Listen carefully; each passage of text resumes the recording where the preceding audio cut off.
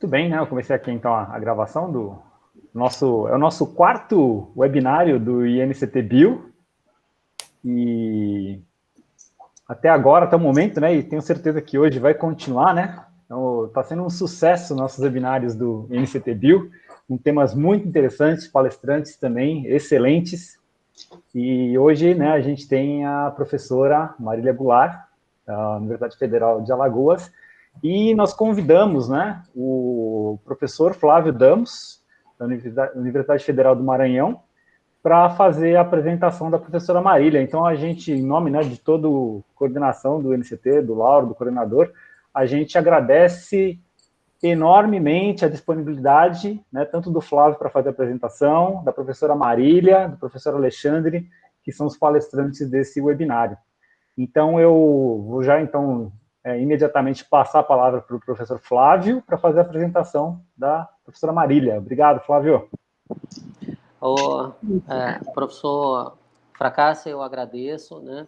Agradeço imensamente aí o convite, né? Ter essa oportunidade, né? A professora Marília é uma pessoa muito querida, nossa, né? Então é uma honra imensa, né? A gente poder estar aqui com vocês, tá? Eu não vou me delongar, né? Para que a gente mantenha o nosso horário aí alinhado, tá? Então eu vou passar a leitura, né? Fazendo a apresentação da professora Marília. A professora Marília, né? Possui graduação em farmácia pela Universidade Federal de Minas Gerais, doutorado em Química pela Universidade Federal de Minas Gerais, com pós-doutorados realizados, né, na Inglaterra e na Alemanha. A professora Marília foi agraciada, né, com o prêmio Jovem Cientista, primeiro lugar na área de produtos naturais, recebeu a medalha Sempre UFMG, de ex-aluna, destaque, a Comenda do Mérito FAPEAL, o Prêmio Marie Curie, concedido pela Sociedade Brasileira de Química, foi homenageada no 19º CIB, e recebeu mais recentemente o Prêmio Roberto Alves de Lima, outorgado pelo PPG-QB. Atualmente, a professora Marília é titular livre da Universidade Federal de Alagoas, orienta discentes a nível de mestrado e doutorado, e no programa, né, de pós-graduação em Química e Biotecnologia da UFAL, né, no Renorbio, bem como supervisiona, né, vários pós-doutorandos. Tá? Foi professora visitante na Escola Normal Superior, né, em Paris, tem experiência na área de Química e Biotecnologia, com ênfase em eletroquímica orgânica, bioeletroquímica e química orgânica. Pertence, bem como pertenceu ao corpo editorial de vários periódicos de seleta política editorial, tanto a nível nacional como a nível internacional. Foi a primeira tesoureira da Sociedade Brasileira de Química, conselheira da mesma sociedade, chair da Divisão de Eletroquímica Molecular da Sociedade, né, do International Society of Electrochemistry. A professora Marília é membro titular da Academia Brasileira de Ciências e também faz parte do conselho consultivo desta academia. Né? Foi vice-presidente da Sociedade Brasileira de Química, da International Society of Electrochemistry, membro do CA do CNPq, coordenadora do Renorbio, né, com ponto focal em Alagoas. A professora Marília tem uma vasta contribuição à ciência, né, com vasta produção científica, tecnológica, de inovação, bem como a formação de recursos humanos. E cabe ressaltar aqui que apenas apresentamos um resumo dessa vasta contribuição da professora Marília, nos mais variados aspectos acadêmicos, né, que a nossa professora Marília tem proporcionado à ciência brasileira. Afinal, é impossível resumir essa trajetória brilhante que a professora Marília tem, né, em apenas uma pequena leitura como essa. Né? Eu tenho uma grande honra e uma grande admiração, né, pela professora Marília, né, e compartilho isso com nossos, né, colegas, e aproveito para, então, convidar e passar a palavra à professora Marília para que ela possa ministrar o webinário ao nosso NCT. Obrigado, professora Marília. Fique à vontade, por favor. Tá bem, muito obrigada pela oportunidade, obrigada, Fracassi, por estar comandando esse processo, obrigada, Flávio, pelas palavras tão gentis, e eu gostaria de apresentar o professor Alexandre, mas antes eu vou colocar a minha apresentação aqui, tá bem? Pronto, meu Deus, de novo ela não apareceu, pronto. Vamos ver se... Vocês estão vendo a apresentação? Mas deixa eu voltar aqui, senão... Aqui ainda não. Não, né? Tá. Ainda não, Marília. Deixa eu ver como é que eu volto aqui. Eita, confusão. Sempre dá um probleminha. Pronto. Aí, agora sim, eu vou colocar, mas antes eu vou falar o Alexandre, porque quando eu abrir minha apresentação, vocês já não vão me ver, né? Então, o professor Alexandre e todos os seus alunos, e os nossos alunos também, mais colaboradores, né, foi responsável em grande parte por essa apresentação que nós vamos mostrar aqui. Ele é graduado em Biomedicina da Universidade de Santa Amaro, fez mestrado e doutorado em Biologia Celular e Tecidual pelo Instituto de Ciências Biológicas da USP, trabalha em doenças gestacionais, teve um estágio doutorado, sanduíche na Medical University of Vienna, teve pós-doutorado na USP e é professor da UFAL e atualmente coordenador do programa de pós-graduação em Ciências da Saúde. Então, ele é líder do grupo de pesquisa Saúde da Mulher e de gestantes, né? E faz parte do projeto INCT Bioanalítica na parte relacionada ao colostro e Covid-19, tá bom? Então, é um prazer tê-lo aqui conosco, ele tem um laboratório ao lado do nosso, então é excelente essa troca, então eu agradeço imensamente, e nós vamos trabalhar como um jogral antigo. Eu começo, passo a palavra para ele, então nós estamos fazendo um jogo de futebol. Espero fazer um gol com você. Então, vai ficar vem cá, vai lá, tá bom? Espero que dê tudo certo. Então, agora eu vou abrir, compartilhar. Pronto. Agora vocês estão me vendo? Estão vendo a apresentação? Não estou vendo, Marília. Não. Eita, meu Deus. Vamos lá de novo. Ocorreu um erro ao compartilhar. Vamos ver agora de novo, senão Alexandre mostra. Se quiser, eu coloco aqui, Marília. Tá bem. Pronto. Agora tá indo. Tá indo? Deu certo? Não caiu fora. Aconteceu alguma coisa aqui. Pronto, deixa eu ver o que está acontecendo. Não veio, né, Alexandre? Não apareceu. Deixa eu ver se eu consigo de novo. Senão, o jeito é você... Agora está indo, né? Agora está carregando. Vamos ver, senão você coloca para nós. Não está apresentando, né? Tá só escura a tela, não aparece nada. Tá escuro. Parar a apresentação. Tá, Alexandre... Quer que eu coloque aqui? Põe, por favor. Deixa eu colocar, então. Meu computador está me dando cada susto ultimamente. Vamos lá.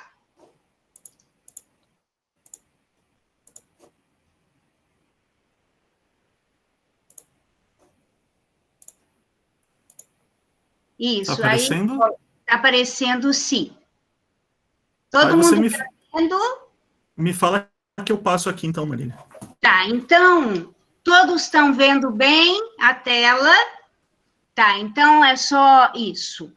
Então, o nosso seminário vai ser sobre bioanálise da placenta e suas repercussões na saúde materno-infantil. Então, nós, como já falamos, Marília e Alexandre vão comentar sobre isso. Alexandre, pode passar, por favor, o primeiro slide. Isso, então esse é um sumário, não é mostrando que o nosso foco principal é a saúde materno-infantil e que com o órgão baseado principalmente em placenta, que é uma matriz biológica de grande relevância, como vocês vão ver, e nós vamos estudar as doenças relacionadas à saúde materno-infantil, no caso, pré-eclâmpsia e doenças virais. E a primeira coisa que a gente analisa é a base bioquímica dessas doenças, em parte relacionadas à inflação e estresse oxidativo.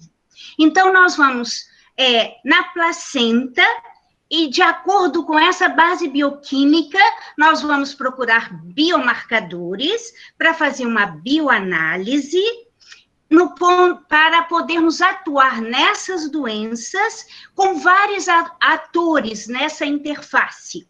E nós vamos, depois, vamos mostrar os produtos, né, a devolutória para a sociedade, e também temos estudos de intervenção, usando produtos naturais, Alexandre vai comentar sobre isso, vamos usar antioxidantes, anti-inflamatórios, e ver se a gente tem algum desfecho positivo em relação a essas doenças.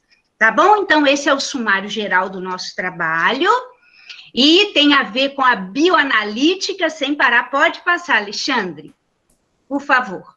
Então, nós temos esse prazer enorme de ter contribuído a convite no Brazilian Journal of Analytical Chemistry, justamente analisando esses biomarcadores do estresse oxidativo, nitrosativo e carbonílico, qual a importância deles, e vamos analisá-lo frente a algumas doenças que nosso grupo tem, tanto modelos animais, como agora também com pacientes, em pesquisa clínica. Pode passar, por favor.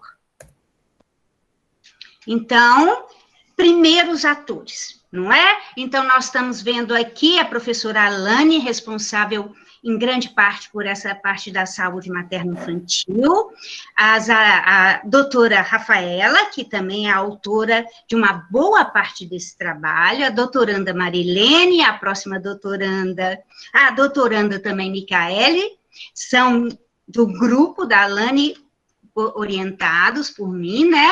Aqui os químicos, Orlando, Jailson e a Mili, que também trabalha mais com intestino. Pode passar mais uma, que isso são os mais importantes para nós. Samara, que está aqui, que trabalha também com intestino. Fabiana, que é minha colega, que orienta junto comigo, que é muito importante nesse processo todo. Juliana também. Eu a chamo de minhas caras nutricionistas. Então, elas são muito importantes nessa área, me ensinam demais. Pode passar, por favor, mais um. Esses são uma foto do nosso laboratório, com algumas dessas pessoas que eu já mostrei. Então, é uma interface real entre químicos, farmacêuticos, biomédicos, enfermeiros e biólogos, nutricionistas, uma série de pessoas, engenheiros químicos. Pode passar.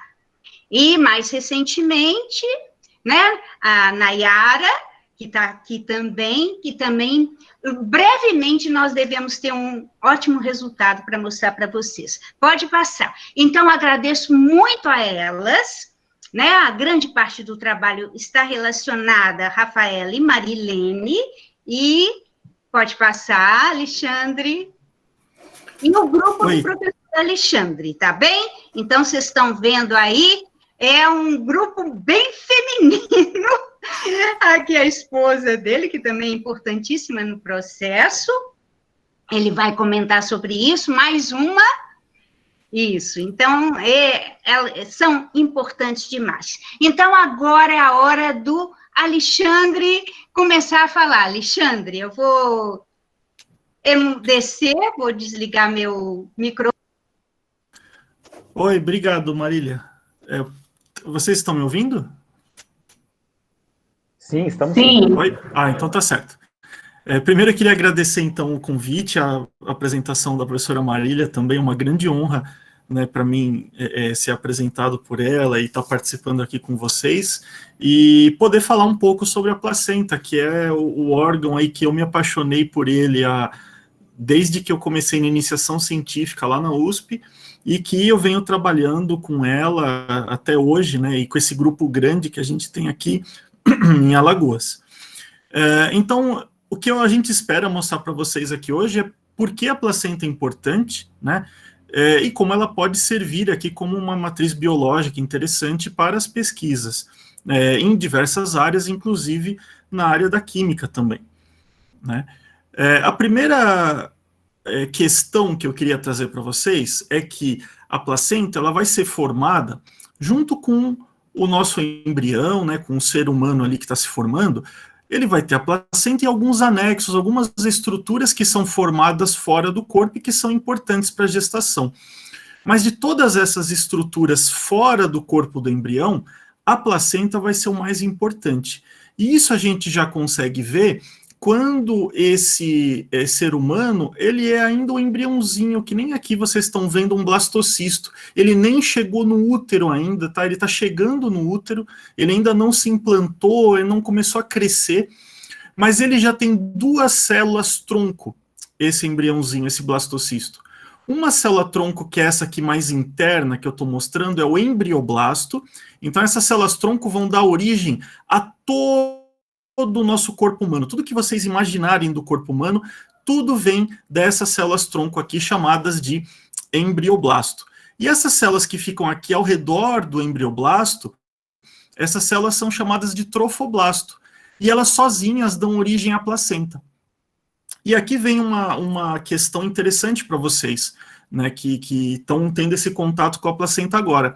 A natureza é muito sábia quando a gente vê a criação das moléculas, das estruturas, dos tecidos, a parte física, biológica, química, mas não parece desbalanceado eu ter aqui uma estrutura de 2 células tronco, uma só para formar a placenta e uma para formar um ser humano completo, inteiro, com todos os órgãos, sistemas, células, tecidos, tudo, só uma célula tronco para tudo isso e outra só para a placenta? Parece um pouco desbalanceado, né? Mas o interessante que vocês têm que saber sobre isso é que a placenta ela tem funções de todos os órgãos e sistemas do nosso corpo, praticamente, com exceção ali de um ou outro. Ou seja, ela é um órgão multifuncional, ela interfere em todos os órgãos, em todos os sistemas durante a gestação e além da gestação. Então, por isso eu preciso de uma célula tronco só para formar a placenta. Ela é tão importante quanto o ser humano inteiro, tá? E vejam aqui o que é, então, essa placenta. Eu trouxe essa figura aqui, uma imagem de histologia, só para vocês terem uma ideia. O embrião, nesse momento aqui, a gente está na terceira para quarta semana de gestação. Aqui eu tenho um embriãozinho. O embrião é só isso aqui que eu estou mostrando aqui com o mouse para vocês. Isso é um embrião. Isso vai se tornar um ser humano, tá? E a placenta, pessoal, é tudo isso aqui que eu estou mostrando agora com o mouse. Ó. Tudo isso é a placenta, né? Então vejam a importância que essa placenta tem logo no início da gestação em abastecer de nutrientes, né, em abastecer de oxigênio, de glicose, de vários minerais importantes nesse período, moléculas, né? Mas não somente isso. Né, eu quero mostrar para vocês também que durante esse processo de entrada do embrião no útero, estabelecimento da placenta, existe um processo chamado de invasão trofoblástica, por essas células que eu mostrei para vocês. E essa invasão ela é tão importante, mas tão importante, que o câncer mimetiza essa invasão. Então, quando vocês pensarem em câncer, em metástase, em invasão tumoral, pensem que ele só faz o que ele sabe que funciona. E funciona onde? Na placenta. As células da placenta, elas fazem exatamente o que o câncer faz. Por isso que a gestação tem sucesso, chega ao fim, né? Por que que o câncer ele costuma dar certo? Ele tenta mimetizar os mecanismos que funcionam na placenta para ele ter sucesso, tá? Então vejam aqui, olha só, as células passam por uma transição epitélio-mesenquimal, se tornam malignas, você tem aumento de metaloproteinase, de citocinas, invasão dos tecidos, uma regulação dos vasos sanguíneos ao redor, das células imunológicas, né? Tudo isso, uma evasão do sistema imunológico para que o câncer consiga se sobressair. Enquanto na placenta a gente tem a mesma coisa. Eu tenho uma célula-tronco que ela vai sofrer uma transição epitélio-mesenquimal parcial, ela é ligeiramente diferente, gera uma célula com características muito parecidas com as células tumorais, né, faz invasão, metaloproteinases, regulação vascular, regulação do sistema imunológico, né? Tudo isso para quê? Vejam, o embrião é um corpo estranho para aquela mulher, né? Então tem que enganar o sistema imunológico para conseguir dar certo essa gestação. E é por isso que o câncer dá tão certo, por exemplo. Ele engana o nosso sistema imunológico para que ele consiga ter sucesso. Então, muito que se pesquisa em câncer, se pesquisa também na placenta para tentar descobrir ali como interferir nesses processos ou como esses processos não viram uma metástase desenfreada. Por que ninguém morre aqui de metástase de placenta por causa desses processos? E tem uma explicação para tudo isso, gente, a mulher. A mulher é a chave. Quem conseguir entender como a mulher consegue regular todo esse processo aqui, consegue descobrir como regular esse processo aqui. Tá? Então, isso já mostra para vocês a importância que a mulher tem, a importância que a placenta tem, não somente na gestação, mas nas pesquisas fora dela. Tá? E essa é a placenta. Né? E a gente diz, sim, a placenta é esse órgão maravilhoso que vocês estão vendo aqui, e que infelizmente no Brasil é jogado no lixo. Tá? A maioria dos hospitais jogam no lixo. Né? Só para vocês terem uma ideia, eu não quero me alongar muito, algumas funções da placenta são muito conhecidas, né? Então, quando a gente fala em placenta, muita gente vai lembrar lá das aulas que teve, ou mesmo alguém que já engravidou e tal, pensar, eu sei que ela dá nutrição para o meu bebê, eu sei que ela passa o oxigênio, né? Então, veja, ela tem uma função ali de sistema respiratório, ali de pulmões, porque ela está fazendo troca gasosa, né? Então, lembra um pouco o que acontece nos pulmões. Ela também vai ter essa parte nutricional, ela absorve nutrientes, né? Ela excreta nutrientes que o embrião não precisa, ela excreta de volta para o sangue materno. Então, uma função excretora, uma função absortiva, lembra bastante funções intestinais, por exemplo, né?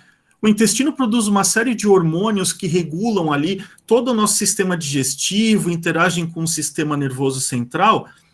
E vejam só, a placenta também produz eles e também interage com o sistema nervoso central. Né? E não só isso, ela produz neurotransmissores, então ela consegue interagir à distância com neurônios. Alguns de vocês já devem ter visto aquela expressão, nossa, como essa gestante está feliz, como ela está radiante, ela está mais feliz. O que acontece? A placenta produz muita serotonina, muita felicidade vem dessa placenta. Por isso que quando acaba a gestação, muitas mulheres até têm episódio de depressão pós-parto, é a ausência da serotonina, tá? Então a placenta, ela acaba ali influenciando muito o sistema nervoso central da mulher. Sistema cardiovascular, ela secreta uma série de moléculas que vão regular batimento cardíaco da mulher, vai regular a frequência respiratória, pressão arterial, ela está se interferindo em toda a fisiologia dessa mulher. Ela produz mais de 200 hormônios, tá? De todos os tipos que vocês imaginarem. Ela tem função de interferir na fisiologia óssea, tá? De deposição de cálcio, de retirada de cálcio dos ossos, na parte de glicólise e glicogênese nos músculos, ela está interferindo em tudo, por isso ela é tão especial, e a gente joga ela fora. E uma coisa mais importante, que isso tem que ficar, para mostrar para vocês essa importância dela, é que a placenta, a gente tem aquela sensação de que ela é importante para a vida do bebê, né? Então, durante 9 meses, ela é essencial para que o bebê consiga, né, crescer até o nascimento. Mas não é só para o bebê. A vida do bebê está em risco, mas a da mulher também. Durante 9 meses, quem está no controle tanto da fisiologia do feto em formação, como na fisiologia materna, é a placenta. Então, problemas nessa placenta significam o quê? Um problema na fisiologia fetal e um problema na fisiologia materna. Por isso nós temos ainda muitos casos de mortalidade materna e mortalidade fetal, infelizmente, né? E a gente joga fora esse órgão sem analisar nada. Outros países, no entanto, já fazem um pouco melhor, né? Então vejam aqui alguns artigos que eu separei para vocês. Eu só quero destacar o papel que a placenta tem em vários países, né? Por exemplo, como ferramenta de diagnóstico para o médico neonatal, né? Vejam aqui que a placenta, ela tem genes que mostram, isso aqui foi muito comentado na época, saiu no Nature Medicine, a placenta tem genes que já mostram se aquela criança, por exemplo, vai ter um risco aumentado de esquizofrenia ou não, na idade adulta. Então ela, veja, ela prediz o que vai acontecer na vida adulta daquela pessoa. Aqui vejam a gestação como janela do futuro, da saúde do futuro, né? Como ela pode mostrar, por exemplo, problemas cardiovasculares futuros daquela criança, né? Vejam aqui origens da placenta das doenças crônicas. Então, hoje se sabe que várias doenças crônicas, a origem é na placenta, né? Aqui, de novo, a placenta como centro das doenças crônicas. Esse aqui sensacional, o papel da placenta na programação do comportamento materno e das desordens comportamentais da criança. Vejam aqui como ela está modulando coisas onde ela já nem existe mais, né? A placenta já acabou faz tempo, a criança está ali na sua infância vivendo feliz e contente, mas a placenta já ajudou no comportamento daquela criança. Esse outro é muito bom, como a placenta afeta a sua vida, né, do útero à tumba, ou seja, ela vai regular a vida da gente durante a vida inteira, mesmo somente 9 meses com a gente, né? E esse também é um bem recente sobre a origem aqui do espectro autista, também uma, né, das possíveis hipóteses da origem do espectro autista, tá? Então eu só queria mostrar essa partezinha introdutória para talvez mostrar para vocês que não conheciam tanto a placenta, esse choque, né, de como ela tem uma importância muito grande para a saúde, não só daquela criança, mas da gente, né? Tudo que acontece com a gente provavelmente já estava escrito na nossa placenta, que ficou no lixo lá atrás, tá bom? Então acho que agora a professora Marília vai falar dessa parte, professora? Isso, tá, aí eu retomo, então eu vou falar do Diário de uma Coleta. Esse trabalho foi feito pela Marilene e Rafaela, e eu vou mostrar agora para vocês. Pode passar. Então, primeiro, planejamento, a gente já sabe a importância de um planejamento na pesquisa. Pode seguir, Alexandre, por causa do tempo. Então, a equipe de apoio, então, é muito importante esse trabalho, ele tem que ser muito coordenado, porque ele necessita de muita gente trabalhando, sejam alunos de mestrado, doutorado, e profissionais no hospital, onde é feita a coleta. Pode seguir. Então, esse passo a passo, todos que trabalham nessa área fazem tudo, isso é normal na ciência, e principalmente planejamento financeiro, porque vocês sabem como nós temos dificuldades nessa linha. Então, tudo é feito para minorar os gastos e ser o mais eficiente possível. Pode passar. Então, passo a passo, pode seguir, tá? Com convite a gestantes, e aí nós vamos mostrar, elas fizeram tudo isso, e primeiro a coleta, pode seguir, por favor, a identificação do local que vai ser analisado, se é do lado fetal, se é do lado materno, para fazer os devidos cortes, pode seguir, por favor.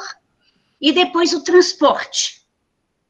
Tudo isso com muito cuidado para a gente não ter perda de maneira nenhuma. Então, ele é transportado do hospital até os laboratórios e é conservado no Ultrafizer a menos 80 para as devidas análises posteriores. Pode seguir.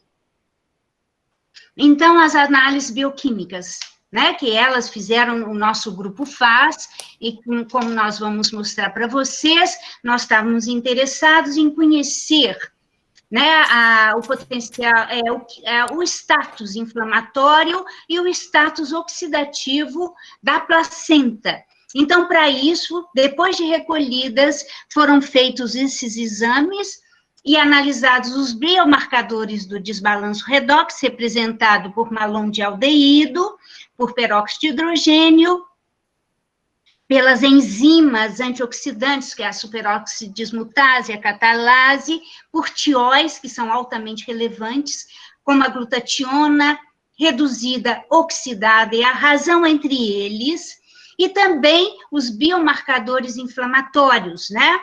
Com enzimas, mieloperoxidase e algumas citocinas, como vocês estão vendo aí. Então, tudo isso a partir da análise do tecido. Pode seguir. E o procedimento, depois tem o artigo para vocês, para a gente não perder tanto tempo nisso. Então, tudo foi feito, a coleta do material, a preparação do material, a homogeneização, a colocação de tampões adequados para a gente sempre em relação à proteína total. Então, nós temos superoxidismutase, catalase, essa razão, entre tióis oxidados reduzidos, o peróxido de hidrogênio, isso aqui é muito importante para nós, bioanalíticos também, e eletroanalíticos, peróxido de hidrogênio e as citocinas, não é? Que são algumas anti-inflamatórias e outras pró-inflamatórias, então, para ver, ter um mapa global dessa placenta, tá? Então, pode seguir, então, com a cooperação químicos e biólogos e nutricionistas, tudo adequadamente. Então, depois de coletar e trabalhar, nós fomos, então, para as análises. Pode seguir, elas prepararam todo o diário, tudo que elas fizeram, e os marcadores de dano oxidativo, qual a metodologia que foi usada para malondialdeído, para peróxido de hidrogênio. Eu não vou me alongar nisso, se alguém quiser, está no artigo, a gente disponibiliza, porque tem muita coisa para a gente falar. Então, as enzimas, isso muitos fazem, vários analíticos que estão nos vendo aí, então, para ver em que vocês podem nos ajudar nessa bênção que é essa placenta como matriz biológica. Então, temos sódio, catalase, e isso, pode seguir, por favor. Tudo isso no laboratório, então, de acordo, né, com algumas revisões que nós publicamos também, para ver a base bioquímica desse processo. Porque é preciso saber se esses biomarcadores foram bem escolhidos. Para tanto, nós fizemos muitas revisões bibliográficas, meta-análises, e foram publicadas. Pode seguir, por favor. Então, aqui a parte de histologia, que é fundamental também. Então, de novo, a importância de ter um biólogo celular, molecular, próximo, né? Para ver esse trabalho de histologia conosco, pode seguir. E aí, e tudo que é necessário para fazer esse estudo histológico. A fixação do material. Então, elas mostraram tudo para nós, toda a caminhada delas, porque a caminhada é muito importante no processo científico. Tudo elas aprenderam. Então, mesmo não sabendo o que nós queremos dizer, que isso tudo nós começamos há pouco tempo, não é? Mas, quando nós temos profissionais do lado para nos ajudar e dedicação, a gente vai longe. Pode seguir, por favor, fixação. Então, nós vamos mostrar aqui o que nós fizemos, tanto com a placenta, como o cordão umbilical. No caso da placenta, já temos uma doutora formada com ela, e do cordão umbilical está se formando informação. Então, Rafaela, Marilene, vários outros, né? e os orientadores todos nesse processo e trabalhando juntas, né? Porque é muito importante esse trabalho conjunto. Pode seguir. Então, de novo, o material coletado, transferido para cassetes, para as devidas posteriores etapas, pode seguir. Não é? A desidratação do material para permitir a inclusão do tecido em parafina, pode seguir. Depois nós vamos ver. O processo todo de... Eita, tem um negócio aqui que fica atrapalhando, não é? E aí, de novo, o tratamento... Sai por quê? Então, vamos lá. E aí, a diafanização, algumas coisas eu nem sei, elas sabem, com xilol, pode continuar. Tem muita coisa para falar. A impregnação em parafina é todo o caminhar da pesquisa, né, que é fundamental para termos os resultados rigorosos como a analítica necessita. Pode seguir, por favor. E aí, o processador de tecidos, seguindo, não é? A inclusão, né, nos blocos de parafina, pode seguir. Acham que tudo isso é muito fácil, não tem... Muitas vezes perdemos material, não é um processo trivial, não. Tudo depende de um treinamento. A microtomia, hoje eu sou incapaz de fazer isso tudo. Ainda bem que nós temos os alunos bons por aí. Pode seguir a microtomia, os cortes, não é? Como vocês veem. Então, é realmente um diário de todo esse procedimento. Pode seguir. E depois, os cortes, não é? Pronto, pode ir em frente, por favor. A colagem na lâmina para evidenciar as mudanças histológicas nos vários tecidos analisados. Pode seguir. E aí, preparação das lâminas, pode seguir, Alexandre, mais rápido um pouquinho. Eu estou aqui de olho no tempo, né? As cubetas, a coloração, a cromatização para chegarmos, né, à monocrômica, bicrômica, tricômica. Pode seguir, por favor. A coloração com hematoxilina usina e a leitura, né, observação em microscópio. Pronto, pode seguir. E aí, chegamos a um tecido, né, e para fazer a devida análise. Alexandre vai mostrar resultados para nós nesse sentido. Então, essa é uma histologia da placenta. Vamos seguir. Qualquer dúvida que vocês tiverem, nós temos aí Rafaela, Marilene, a Fabiana, o Alexandre, as alunas do Alexandre, para responderem essas dúvidas. Então, agradecemos as duas por mostrar esse caminhar bem detalhado. Pode seguir. E aí, vamos trabalhar nosso primeiro foco, que é a pré-eclâmpsia. Já é uma pesquisa em hospital com pacientes com pré-eclâmpsia. Então, foi feito todo um estudo anterior da parte bioquímica da doença, não é? Como caracterizar a pré-eclâmpsia? Está aqui, né, por trombocitopenia, insuficiência renal, edema pulmonar, insuficiência hepática, distúrbios cerebrais ou visuais e restrição do crescimento. Então, a pré-eclâmpsia pode provocar. E a pré-eclâmpsia é caracterizada por pressão arterial sistólica maior ou igual a 140 milímetros de mercúrio, ou pressão arterial diastólica maior ou igual a 90, proteinúria, e tudo após a 20ª semana de gestação. Pode seguir, por favor. E vários são os fatores de risco para a pré-eclâmpsia. E isso elas observaram também em vários questionários que foram feitas.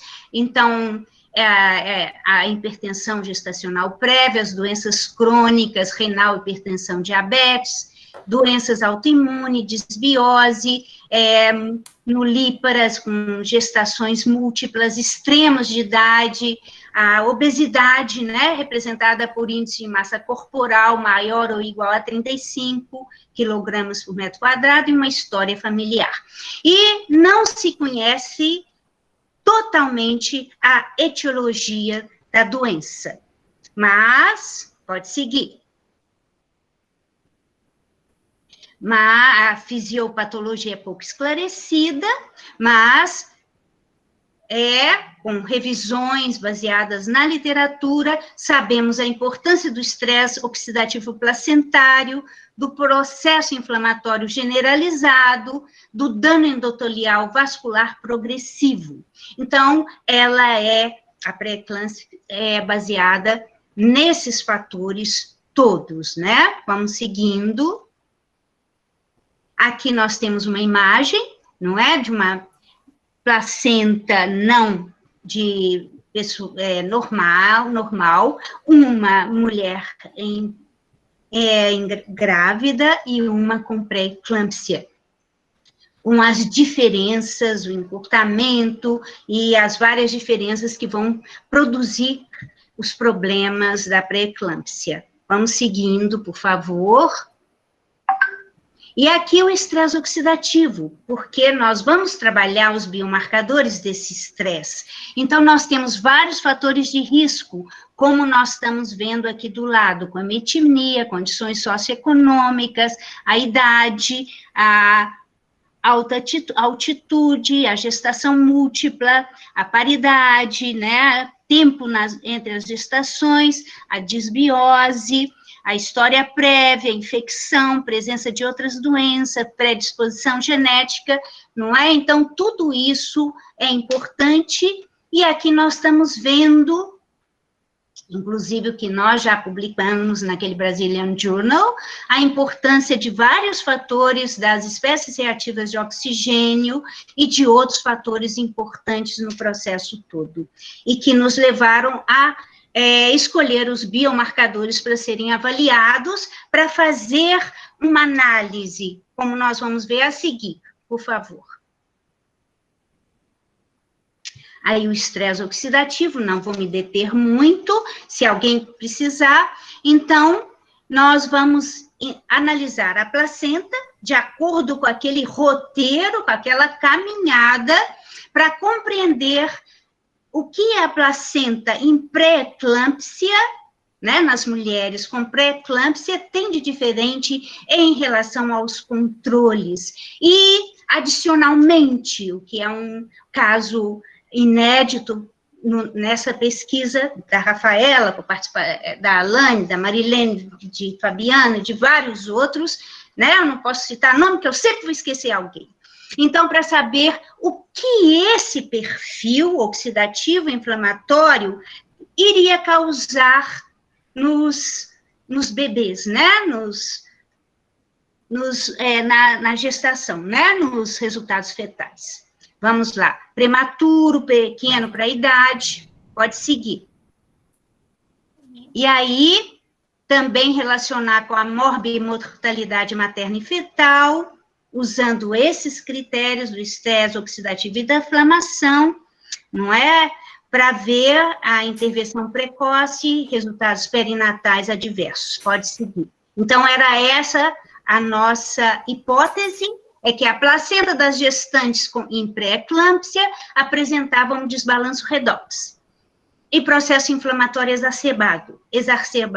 E isso poderia ter uma consequência no nascimento do bebê. Pode seguir. Então, foram feitos vários estudos, Alexandre, por favor. Então, avaliaram o desbalanço, a inflamação nessas placentas, e, antes disso, a caracterização do perfil socioeconômico, clínico, de estilo de vida e nutricional, comparando os marcadores das gestantes com PE e sem PE, para descrever os principais resultados perinatais das gestações. Pode seguir, por favor.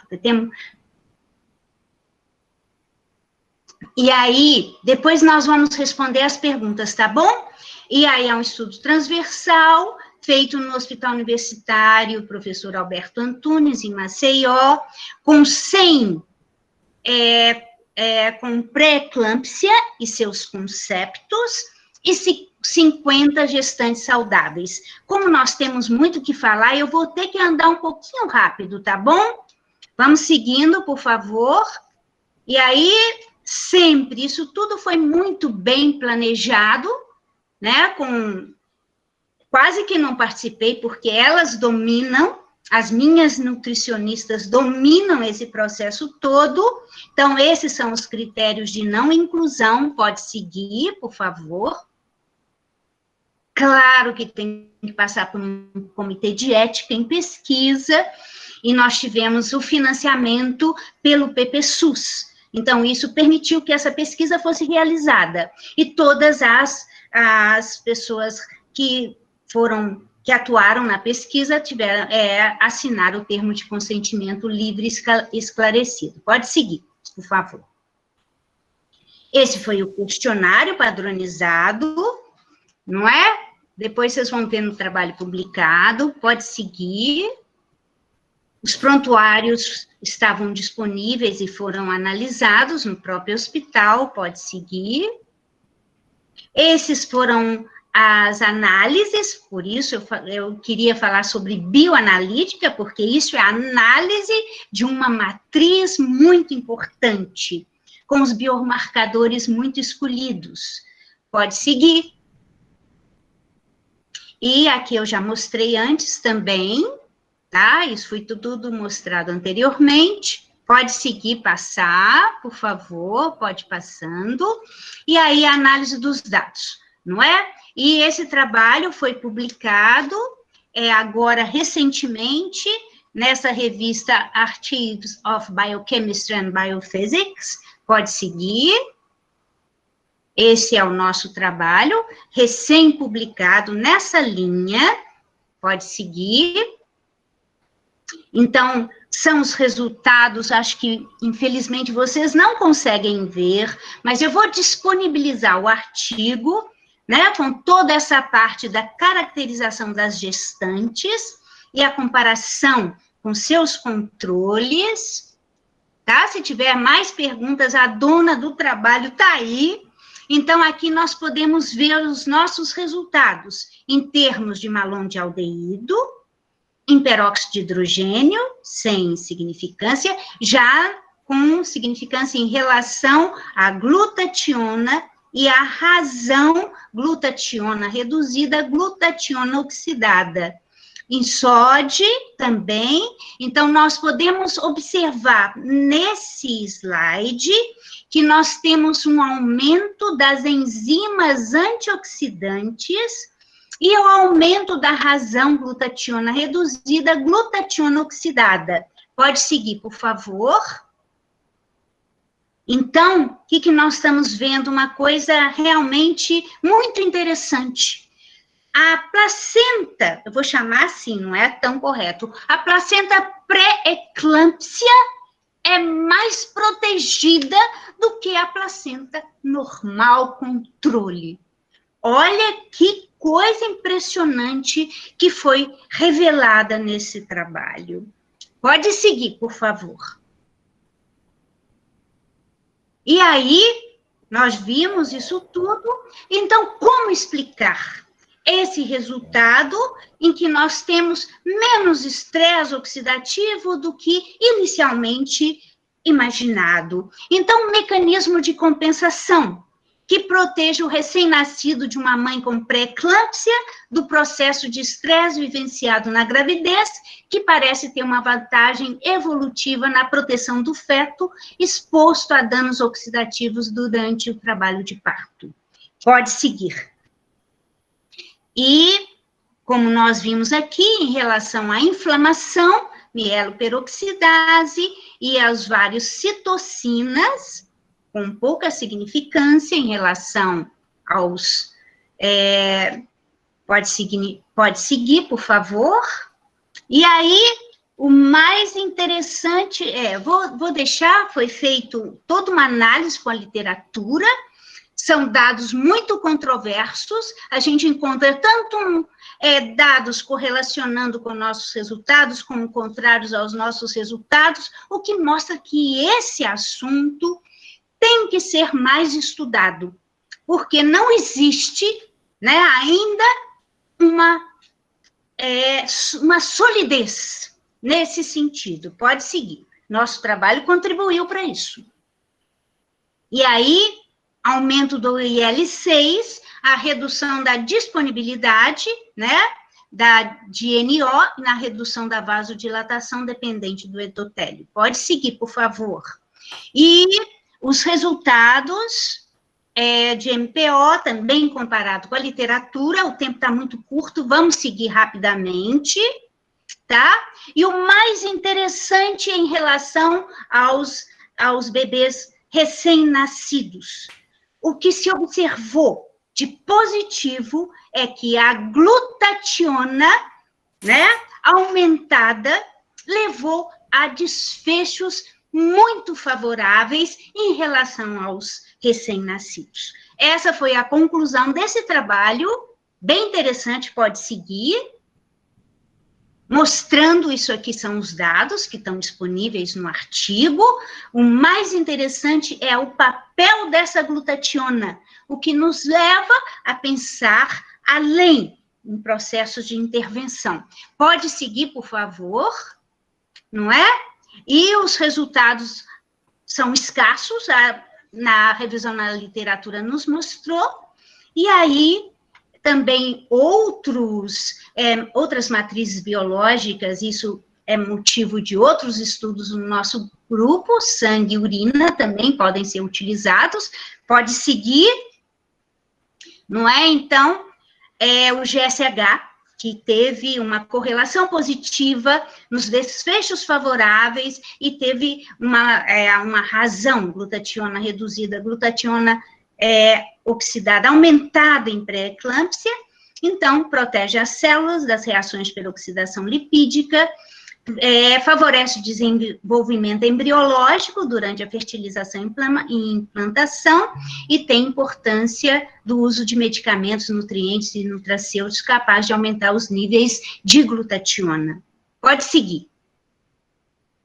E a conclusão é que placentas de gestantes com PE apresentam altos níveis de antioxidantes enzimáticos, um processo de compensação. Pode seguir. Esse trabalho está publicado, também outros de revisões sistemáticas feitas com meta-análise em placenta, que o próprio Alexandre diz que é uma revista muito difícil de publicar, nós publicamos. Pode seguir, por favor. E também outros, né, relacionados à base bioquímica do processo, seguindo. E aí, né, o cordão umbilical também foi estudado. Marilene, você me desculpe, mas eu vou passar rapidamente do seu. Ainda não foi publicado, então nós tanto estudamos a placenta como o cordão umbilical, porque tem muita coisa para ser falada. Desculpe, Marilene, fica para uma próxima. Pode seguir, ainda não foi publicado, tá? Aí ela já está me deixando não falar sobre o trabalho dela, me desculpe, o tempo é curto, seguindo. Então, ela é uma doutoranda excelente, esses resultados são lindos, e agora eu vou passar para o estudo de proteção desse órgão maravilhoso que é a placenta. Vamos lá, Alexandre, agora é a sua vez. Oi, Marília. Aí eu vou mostrar para vocês agora um pouco, né, dos nossos resultados, não são todos também, até porque não daria tempo, e eu vou falar um pouco rápido. Eu não coloquei também muito sobre a metodologia do nosso trabalho aqui, mas mais focando nos resultados e talvez o que vocês acham interessante, que é a parte bioanalítica, de biomarcadores e como a gente pode tentar olhar a placenta de uma forma como não se vem olhando, né, atualmente. Então, eu ganhei um financiamento também de um projeto PPSUS aqui do estado para estudar o Zika vírus na gestação, né. Infelizmente foi um pouco depois do surto do Zika, né, então a gente só recebeu dinheiro lá em 2018 e o surto foi em 2015, 2016, mas aí a gente conseguiu fazer muita coisa, principalmente in vitro, né. Então, o que se sabe é que o Zika vírus atravessa a barreira hematoencefálica e a barreira hematoplacentária, causando, né, vários problemas nos recém-nascidos. Todos vocês devem ter ouvido muito a respeito. Não está passando. Foi. Mas ainda tem muitas perguntas sem resposta. E duas importantes são: como o Zika vírus passa pela placenta? Não se sabe. E como impedir que ele passe pela placenta? Porque uma vez que ele passou, vai causar um problema ali no feto em formação que nós não temos como impedir. Mas uma vez que nós sabemos que essa mulher ela foi infectada, nós temos ali um período muito curto também de tempo para poder impedir que esse vírus passe pela placenta. Mas será que a gente pode prevenir desde o começo, né? Então, já existe, por exemplo, um tipo de tratamento com ácido fólico. Todas vocês devem ter ouvido falar. Então, a mulher, antes de começar a gestação, já toma um ácido fólico para quê? Para prevenir problemas do fechamento do tubo neural durante o desenvolvimento embrionário, problemas neurológicos. Veja, ela toma só por prevenção. Então, a gente parte do princípio que, se a gente consegue usar o ácido fólico como preventivo, nós poderíamos usar outros produtos naturais também para prevenir uma série de situações que poderiam ocorrer durante a gestação. Tá?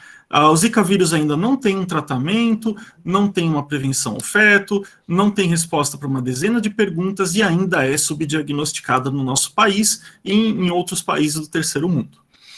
Aqui é uma imagem da placenta de final de gestação, tá? Placenta a termo. Eu queria só mostrar para vocês dois tipos de estruturas que são modelos de estudo que o meu grupo utiliza para fazer toda a parte in vitro, né? Que são as vilosidades coriônicas aqui para vocês, essas estruturas aqui. Nós fazemos as culturas dessas vilosidades inteiras, então é uma forma de in vitro, nós termos ali estruturas placentárias com a barreira hematoplacentária. Então, é muito interessante para ver a passagem de substâncias através dessa barreira, né? Nós temos também um modelo no laboratório de isolamento de células chamadas de citotrofoblasto extraviloso, que são essas células roxinhas aqui, ó, que vocês estão enxergando nessa camada. São células que fazem uma interface, né, entre a parte aqui fetal, elas são células fetais, mais uma interface com a parte materna, são células que invadiram a placenta, inclusive são células aqui que ajudam na causa da pré-eclâmpsia que vocês viram agora a professora Marília apresentando, né? E nós também temos como trabalhar com leucócitos da placenta, do útero, células deciduais, né? Nosso grupo tem condições de trabalhar com todas essas células e tecidos, né? Primeiro aqui vou mostrar para vocês os resultados. Então, meu grupo é muito grande, a gente trabalha com uma equipe, né? Muitas delas estão aqui assistindo hoje a apresentação. Aqui são os resultados das culturas de explantes de vilosidades coriônicas, né? Então, cultura de explante, para quem não conhece, é uma cultura onde nós pegamos um pedaço do tecido e colocamos in vitro para fazer a cultura. Como eu mostrei para vocês no slide anterior, as vilosidades coriônicas. Aqui em cinza mais escuro é uma imagem do nosso microscópio óptico do laboratório para mostrar a barreira hematoplacentária formada pelo sincício trofoblasto e está íntegra, né? Então a gente consegue manter essa estrutura no laboratório. Nós usamos duas cepas virais para fazer esse estudo, então a cepa africana que não causa microcefalia, a MR766, e a cepa PE243, que é uma cepa isolada de um caso de microcefalia em Pernambuco, naquele surto que teve, né? E nós tivemos aqui êxito na infecção no laboratório, onde a cepa brasileira ela é capaz de ultrapassar a barreira hematoplacentária e infectar os explantes, né, com esse resultado aqui, que é a carga viral, né, a quantidade de vírus, de partículas virais que nós encontramos na cultura após a infecção desses explantes. E a gente publicou também esse artigo em parceria com a professora Marília, vários resultados aqui vocês vão ver. Aqui minha aluna de mestrado, a Keila, né, ela é enfermeira, e vocês vão ver que muita coisa aqui foi ela que fez. Ela fez toda a parte de expressão gênica aqui, junto com o pessoal da Fiocruz do Rio de Janeiro, para genes interessantes, importantes na resposta antiviral da placenta. Ou seja, se o vírus infecta esses explantes, a gente sabe que a cepa brasileira infecta. Mas por que a placenta não luta contra? Cadê as moléculas antivirais do corpo? Né? E aqui, se vocês forem reparar, não precisa conhecer muito sobre elas, mas a grande maioria não deu alteração, né, no controle ou nas infectadas pelo vírus. Apenas um dos genes aqui de interferon alfa que sofreu uma leve alteração na expressão gênica quando infectados. O que mostra aqui que o vírus inibe, né, a ativação desses genes, de alguma forma. E quando a gente vai olhar a expressão dessas citocinas antivirais, e aqui são vários interferons, né, as principais respostas antivirais do corpo, não existe aumento de produção de nenhum tipo de interferon com esses explantes infectados por Zika. Ou seja, não tem um aumento da expressão gênica e não tem um aumento das citocinas antivirais. Tá? E isso foi bem interessante. O que nós tentamos, então, ver, e aqui já é uma parte do trabalho que foi publicado, né, com a professora Marília, tem aqui uma patente que a gente depositou também em parceria com a professora Marília, tem mais coisa aqui que ainda não foi publicada, né, então tem muito resultado aqui, para mostrar para vocês o seguinte: o grupo da professora Marília trabalha com vários extratos de produtos naturais. Aqui a gente tem da pimenta rosa, nós temos a semente do maracujá, curcumina, né? E nós avaliamos esses extratos se eles seriam tóxicos nesses explantes placentários, porque o que eu comentei foi o seguinte: não adianta nada a gente fazer um estudo sobre uma molécula antiviral se a gente não sabe se isso vai ser tóxico na placenta. E aqui vejam que não tem toxicidade nas vilosidades placentárias. Quando avaliamos, aqui a gente fez uma incubação de 1 hora antes de colocar o vírus, a gente colocou esses extratos, 1 hora antes. Logo em seguida, eu coloquei o vírus, e o vírus ficou por 24 horas nessa cultura. Nós testamos vários produtos naturais, mas os que deram mais interessante foram justamente a pimenta rosa, né, a semente do maracujá e a curcumina. Vejam aqui que nós conseguimos inibir fortemente a produção de carga viral desses explantes. Então, os explantes podem até ter sido infectados, nós não sabemos ainda se sim ou não, mas eles não produziram novos vírus, né? Então, agora a gente tem que descobrir os mecanismos celulares que são interferidos, né, os mecanismos que o vírus utiliza, o que está sendo interferido por esses extratos para poder, sim, aplicar ali como um potencial antiviral. Né? Então, a gente publicou esse trabalho aqui em conjunto, o grupo da professora Marília e o meu.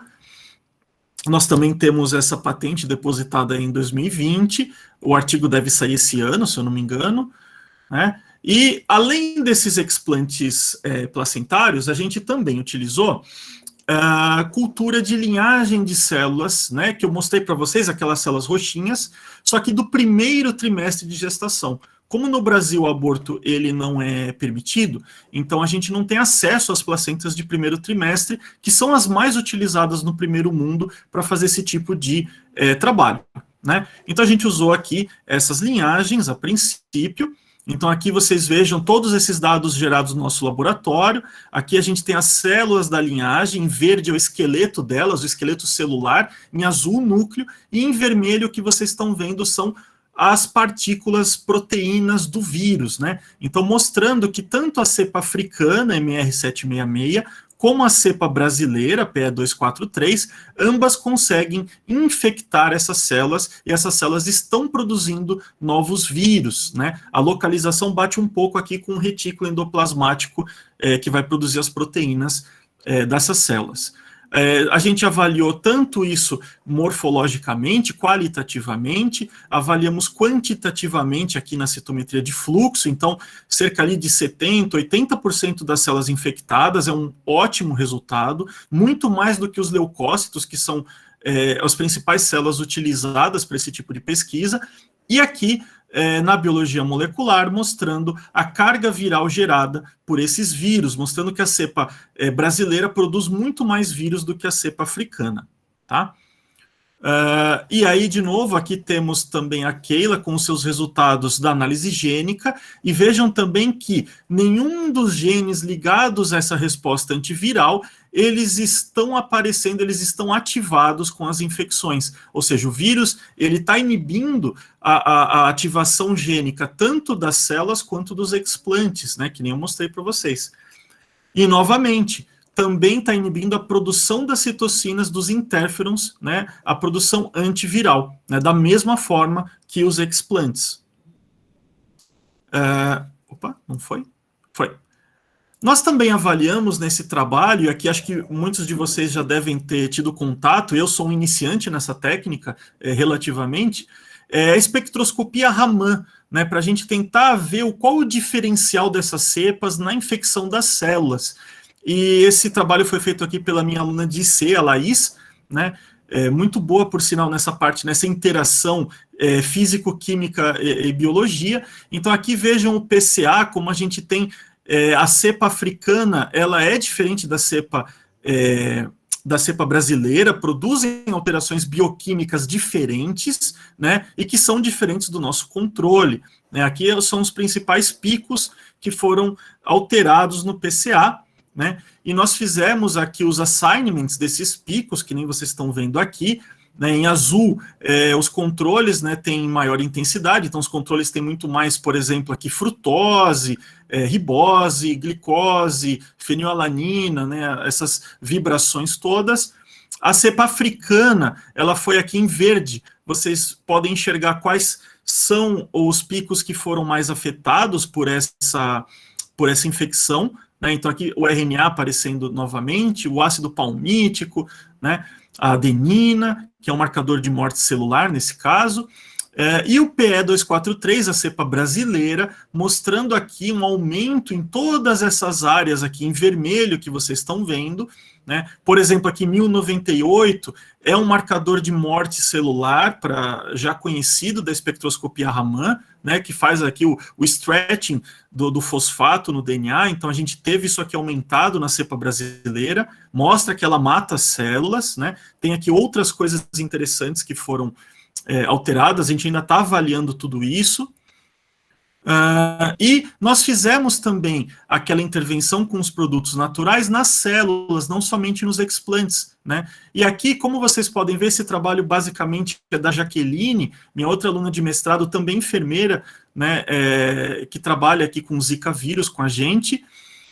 E vocês podem ver o seguinte, que principalmente com a cepa brasileira, nós tivemos uma redução significativa, muito interessante da carga viral, né, dessas células, quando tratadas tanto com extrato da casca ou da fruta da pimenta rosa, né, e nós tivemos também a diminuição das células positivas para Zika vírus, né, avaliado por citometria de fluxo, não chegou no nível aqui de fosfato de cloroquina, que é o nosso controle positivo de antiviral in vitro, né, mas conseguiu efeitos interessantes, importantes, isso é muito bom registrar.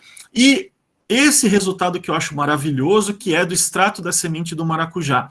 Então vejam aqui que tanto a cepa africana quanto a cepa brasileira, com as duas cepas, né, 1 hora de tratamento ou 24 horas de tratamento prévio com esse extrato, inibiu, praticamente levou a zero a produção de novos vírus por essas células, né? E quando a gente vê a quantidade de células infectadas após o uso do extrato, ela é muito menor do que nas células que foram infectadas. E aqui, para vocês verem um pouco o qualitativo, né, disso, então, vejam nossa célula controle, não dá para ver muita coisa, o núcleo está em vermelho, desculpa, em azul, em vermelho é uma marcação de proliferação celular, chamada Ki67, tá? Em verde são os vírus, são as proteínas virais, o controle não tem nada. Aqui, quando a gente infecta com o vírus, a cepa brasileira, vocês podem ver aqui a quantidade de vírus que essas células têm, né? O tratamento prévio com a curcumina, ele foi interessante, mas não reduziu muito a quantidade de partículas virais. Com a pimenta rosa, a gente já vê uma grande redução, as células ainda têm o vírus, mas uma quantidade bem menor, tá? Agora, com o maracujá, vejam aqui, praticamente a gente não enxerga mais proteínas virais. Então, quando ocorre a infecção da célula, esse vírus, ele parece que ele não consegue formar novos vírus mesmo, tá? Então, a gente tem aqui um potencial de produto antiviral muito interessante para ser utilizado, né? E além de tudo isso, e agora é rapidinho, que a gente já deve estar estourando o tempo, eu tenho esse modelo que eu padronizei no meu doutorado lá na USP, que é um modelo que nós fomos os primeiros a fazer no mundo, que é o isolamento dessas células aqui, que são as células do trofoblasto extraviloso das placentas de fim de gestação. São as mesmas células que eu usei, essa linhagem que eu mostrei para vocês antes, só que a linhagem é de primeiro trimestre. Nunca ninguém tinha feito esse trabalho esses trabalhos todos com placenta no fim da gestação. Nosso grupo, então, foi o primeiro a isolar as células. Aqui estão os marcadores dessas células, tá? E nós somos o primeiro grupo aqui em Alagoas a mostrar que essas células também são infectadas pelo vírus do Zika. Isso não foi publicado antes, tá? Mostrando que aqui cerca de 60% das células são infectadas pelo vírus, e que essa infecção, ela é tanto pela cepa africana como pela cepa brasileira. Interessante, a cepa africana não infectou os explantes placentários, tá? Só infectou aqui as células a termo, mostrando que caso a gente tenha um surto da cepa africana, pode passar a placenta sim, tá? Coisa que a gente acreditava que não passava, né?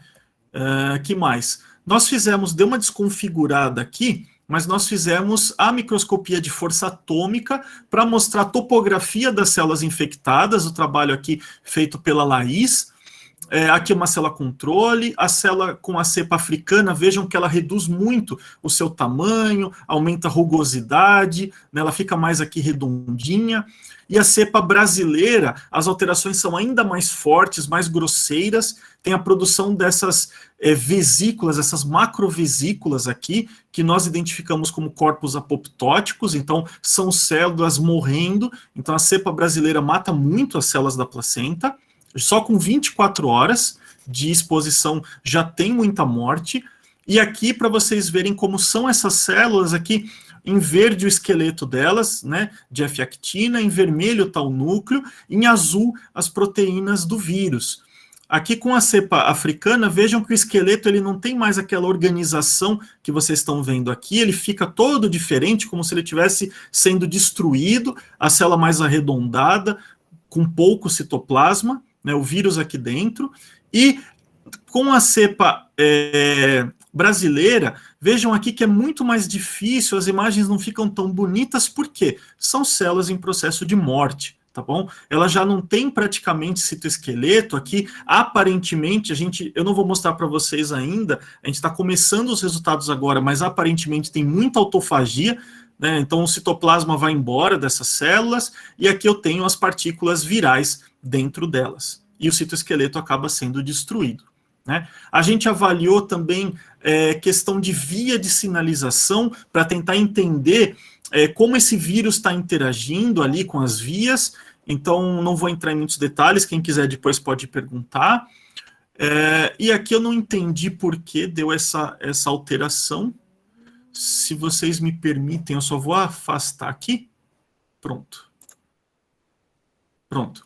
Aqui é só para mostrar para vocês que, diferente das outras situações, nós temos produção de interferons, de proteínas antivirais sendo secretadas pelas células trofoblásticas infectadas. Tanto o interferon alfa-2, aqui sendo produzido pela cepa brasileira, como o interferon lambda-1, produzido tanto pela cepa africana como pela cepa brasileira. Mostrando que, embora as células estão infectadas, elas estão reagindo a essa infecção. Então, diferente dos outros modelos utilizados no resto do mundo, o nosso modelo, ele mostra que sim, as células são capazes de lutar contra a infecção e a gente tem que usar isso a nosso favor, tá? Então, era essa a mensagem que eu queria deixar para vocês. Acho que eu acabei aqui, que fique esse amor pela placenta, tanto meu, e que acho que a Marília também foi conquistada por esse amor pela placenta também, e espero que vocês sejam conquistados por esse amor que a gente tem pela placenta. Tá bom? Obrigado, Marília. Isso. Excelente, Alexandre. Então, eu quero de novo aqui agradecer ao FAO né? Termos esse laboratório, assim, um ao lado do outro, a gente podendo se encontrar nos corredores é uma coisa muito especial. E permitiu, né, que nós tivéssemos esse contato para fazer um trabalho completo, e nós esperamos dar para a sociedade um resultado interessante, porque esse é nosso maior desejo, os desejos de um pesquisador, é dar de volta o que nós recebemos em termos financeiros, não é? É a nossa maior conquista. Então, o INCT foi fundamental nessa conquista toda.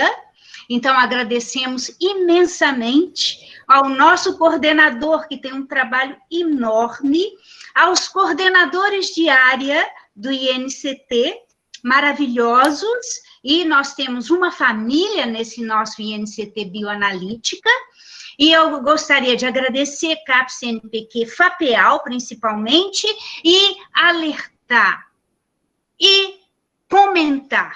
Nós não temos bolsas de pós-graduação. Então, vocês viram esse trabalho maravilhoso do professor Alexandre, o nosso também, mas nós não temos bolsas para esses alunos recém-mestres continuarem no processo. Então, isso está nos deixando desolados. Então, eu agradeço imensamente pelo INCT ter dado a bolsa para a Micaele, ter dado a bolsa, o trabalho para a Nayara, não é? E nós estamos precisando urgentemente. Por quê? Porque a pesquisa brasileira é feita pelos nossos discentes nos programas de pós-graduação. Tá bem? Então, eu agradeço imensamente essa oportunidade de falar com vocês e nos colocamos aqui à disposição para perguntas. O Fracassi, você já tinha me dito, você nunca usa só o tempo disponível. Você me desculpe, Fracassi, mas foi por uma boa causa. Então, estamos aí para as perguntas, tá bom? Obrigada. Você me deu até 17h15, então nós só passamos 2 minutos, tá bom. Não, eu falei, programa para... Bom. Você está realmente aperfeiçoando, foi rápido, viu? Tá vendo? Aí a Jadriane é responsável pelo maracujá, a Mônica pela pimenta rosa, né? Jadriane e o seu time, né? Tá bem? E Marília... aí, que foi importantíssima para a gente colocar todos esses biomarcadores em análise. Então, desculpe, eu não podia falar porque eu sempre vou esquecer alguém. São todos importantes nesse processo. Um abraço aí, viu? E estamos aí à disposição. Pois não. Marília e Alexandre, né? Excelente trabalho, eu estou impressionado. E eu já estou começando a amar a placenta. É o meu primeiro contato. Eu nunca tinha pensado em todas as funções que tinha esse órgão. É impressionante, é impressionante. Eu realmente não tenho nem palavras, porque como que eu nunca tinha ouvido falar sobre essas coisas. Né? Eu realmente já fui cativado pelo trabalho de vocês. Realmente é impressionante. Eu queria abrir para discussão. Eu acho que a professora Ljubica, né, a Buba, tinha feito uma observação nos comentários. Buba, se você quiser começar a nossa sessão de discussão aqui, fica à vontade. Bom, olha, boa tarde a todos. Parabéns, professora Marília, professora Alexandre. Adorei o trabalho. Acho que vocês apresentaram também muito bem. E só gostaria de saber se vocês tiveram a oportunidade de analisar a placenta e também cordão umbilical utilizando a ressonância magnética nuclear, que há trabalho sobre usar, né, o tecido fresco, né, e logo mais enriquecer os resultados de vocês. Isso nós ainda não fizemos. Né? Nós temos proposta para isso, nós temos o núcleo de ressonância magnética nuclear na UFAL, para trabalhos de metaboloma e tudo, e nós devemos fazer isso no momento certo, por enquanto ainda não. Mas muito obrigada caso... também. E você, Alexandre? No meu caso, a gente já está previsto para fazer, a gente só estava esperando que eles tenham uma lista longa ali de trabalhos, né, com metabolômica, principalmente, mas já é uma previsão nossa fazer sim. Uma área que eu quero entrar. Muito obrigada. Obrigada também. Marília, temos aqui o Zeki Ótimo. solicitando aqui a pergunta. Oi, Por favor, Zeki. Olá, Zeki. Oi, vocês estão me ouvindo? Estamos Oi, tudo ouvindo bem? sim. Isso. Ó, parabéns, Alexandre e Marília, pelo trabalho excelente, muito interessante. A minha pergunta, na verdade, é mais uma curiosidade por causa da placenta, né? A última vez que eu fui a Cuba, eles me contaram sobre a história da placenta, inclusive eles fizeram um centro de histoterapia placentária, porque eles extraem a coriodermina da placenta para tratamento da psoríase. E parece que tem uma efetividade em 85% do caso, mas assim, ficou muito nebuloso para mim, porque eles não entraram em detalhes, né? E vocês que estão na placenta agora, que estão falando da placenta, é uma curiosidade, assim, ele trata, inclusive, esse gel, coriodermina, eles aplicam com luz infravermelho. Então tem uma série de coisas que do ponto de vista químico parece interessante, mas estava muito nebuloso na época que eu fui. Se vocês sabem alguma coisa sobre esse tipo de substância ou conjunto de substâncias com as propriedades, se deve ter uma coisa relacionada com um aspecto redox. Vocês que estão trabalhando com sabem de uma coisa sobre isso? Alexandre, eu passo a pergunta para você. Eu nunca, não me lembro, não me recordo de ver nada sobre esse assunto. Realmente não sei te informar. Mas vou procurar até saber um pouquinho, até depois qualquer coisa eu peço para a professora Marília passar, mas não tenho conhecimento, não. Na verdade, realmente ainda está muito, porque eles patentearam isso, fizeram esse instituto, né? E os pessoal, na verdade, eles não vendem essa substância. Você tem que viajar para lá para fazer o tratamento. E quando eu fui lá, tinha americano, tinha gente da Europa viajando para lá para fazer esse tratamento. É psoríase, eles tratam também vitiligo, não sei se a porcentagem é a mesma, né? E tratam alopécia.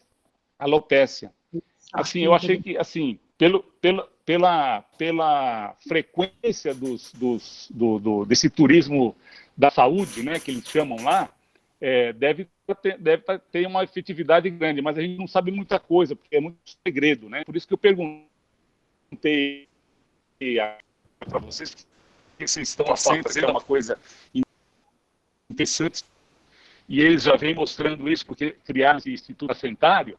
Então, eu queria perguntar para saber se vocês tinham alguma ideia, mas é só curiosidade. Obrigado. Alexandre, você pode até comentar, porque no nosso trabalho com a Nayara e com o Alexandre também, nós queríamos coletar placenta no hospital, né, Alexandre? Mas eles não deixam. Não é uma coisa muito fácil. Lidar com um médico não é uma coisa muito fácil. E aí, Nayara está sofrendo nesse processo todo. Então, aí a gente chega assim, né? Olha, por favor, e aprender a conversar com os médicos, para que eles nos deem essa oportunidade de fazer o trabalho científico. Obrigada. Foi muito interessante sua notificação, muito legal. A Cuba tem coisas excelentes. Uma coisa interessante é que também, você vê que vários países eles vêm utilizando a placenta como uma forma ali de procurar marcadores, procurar moléculas ou genes e para tentar resolver algum processo. Então, existe, por exemplo, na indústria cosmética, tem shampoo de placenta, tem muita coisa fora do Brasil à base de placenta, né? Tem shampoo, tem creme cosmético de rejuvenescimento, tem de tudo. Então, aí acho que é um órgão que já está sendo explorado bastante por essa indústria já, né? Então, pode ser que tenha realmente alguma coisa já a respeito da psoríase também. Próxima pergunta, pessoal. Mais alguma? Posso fazer uma pergunta, eu? Pois não? Uma dúvida assim, meio de metodologia, na verdade, né? Marília, Assim. vocês estão avaliando a atividade de superóxido dismutase, né? E, ao mesmo tempo, vocês fazem também leitura de peróxido, né? Assim, uma coisa me parece contrária à outra, né? Quer dizer, medir peróxido na presença de superóxido. E como que é a metodologia, né? Como que esses resultados são obtidos, né? De maneira que você avalia a atividade do superóxido de mutase e, ao mesmo tempo, avalia o peróxido, né? Como que você faz essas medidas, né? Tá bem. Olha, Fracasso, eu vou passar... A Fabiana está aí. Fabiana? Eu estou sim, professora. Pode responder, por favor? Posso sim. Uma das fases da preparação do extrato é justamente a gente utilizar o inibidor de protease. Então, a partir do momento que a gente usa esse inibidor de protease na formulação desse extrato e congela, a gente consegue inativar, né, no caso, inibir a ação dessas enzimas e, portanto, a gente consegue mensurar a que está presente, não a que está em atividade, no caso, a sódio que está inativada. Não tem como se gerar mais dessa sódio nesse extrato. E o peróxido é a mesma coisa, como a gente já congela imediatamente a menos 80, a gente vai mensurar aquele peróxido que está dentro do tecido. Da mesma forma, pode-se mensurar, por exemplo, óxido nítrico, pode-se mensurar outras espécies reativas, tanto de oxigênio quanto de nitrogênio, e outras enzimas, utilizando o protocolo correto de inativação assim que a gente pega o tecido fresco. Não sei se eu fui clara. Perfeito, foi claro, sim. Entendi agora. Muito obrigado. Pessoal, tem uma discussão aqui no chat, né, do Emanuel com o Alexandre, se vocês puderem colocar para a gente. Não, eu estava só ajudando, é que ele escreveu aqui, ele me perguntou quando o Zika vírus cruza a placenta, cruza a barreira hematoencefálica para atingir o cérebro do bebê, se é o vírus que cruza as barreiras ou uma outra entidade molecular. O que eu falei para ele é que o vírus, ele faz isso, o vírus ele é nanoscópico, então ele consegue passar através de receptores específicos, né, que as células têm, embora os receptores ainda, a gente tem uma certa dúvida em quais são os receptores, tá? A parte bioanalítica nesse sentido de avaliar esses receptores, pelo menos na placenta, ela ainda é muito fraca, muito baixa, né? A gente tem isso já mais bem definido na parte encefálica. E outra coisa, a gente tem casos que não é só o vírus que passa, mas o vírus ele pode infectar a placenta, não passar a placenta, mas a inflamação que ele causa na placenta prejudica o desenvolvimento do sistema nervoso do bebê também. Então, a gente tem uma parceria com a Unesp de Rio Claro, de São José do Rio Preto, aí no interior de São Paulo, onde eles mandaram para a gente amostras de placenta desses dois casos onde o Zika foi detectado na placenta e casos onde ele não conseguiu passar. E é diferente, você percebe ali que tem uma resposta diferente nos dois casos e, obviamente, os bebês têm também desfechos ali diferentes nos dois casos. Não foi muito comentado na mídia, ou mesmo na literatura científica, mas a gente também trabalha com essa hipótese de que existam indivíduos que são resistentes à entrada do vírus também. Tá? Aí o Emanuel está escrevendo aqui que... Sim, Emanuel, inclusive é uma coisa que eu venho tentando... Eu tenho aqui até um desenho, se você quiser a gente conversa, eu te mando o desenho. Você vê se é possível. Beleza com esse pessoal aí, bom. Muito bem, Emanuel, vamos lá. Então, pensando na mesma coisa que vocês estavam discutindo aí, né? Placenta no chip. Placenta no chip, olha só que interessante. Está na moda, né? Bom. Essa parte agora de organ in a chip. Eu tenho tentado, mas o problema é que para essa parte biológica costuma ser muito caro, né? Para você tentar mimetizar ao máximo. Então, para a gente aqui em Alagoas, para eu tentar fazer... meu pós-doutorado em São Paulo já foi mais ou menos nessa área, mas não dá para fazer aqui, acaba sendo muito caro, né? Mas quem quiser eu ajudo ali a montar e a falar o que precisa tranquilamente, tá? É uma coisa que eu gostaria de fazer. Vai ser ótimo, excelente aí, Emanuel, entra em jogo. Isso. Mais alguma pergunta? Por favor? Ou fracasse? Eu não sei se a gente já vai terminar, ou se alguém mais tem comentários. Eu poderia pedir para todo o grupo que está aí se apresentar, ligar a câmera, por favor, para vocês conhecerem o nosso grupo? Por favor, Poliana, Jadriane, Fabiana, a Samara. Vamos lá, todo mundo, aparece aí, minha gente. Marilene, vamos lá. Aí, Fabi, isso, que mais? Quem mais está aí, por favor? A Poliana está sem câmera. Vamos, Jadriane, cadê você? Só apareceu o seu rostinho aí. Mônica não está. A senhora me mata, né? Quem mais que está aí? Nayara, para vocês conhecerem Nayara aí. Vamos Pelo lá. menos 5 minutos para ajeitar o cabelo, professora. Tenha calma. Meu grupo, por favor. Isso. Keila está aí?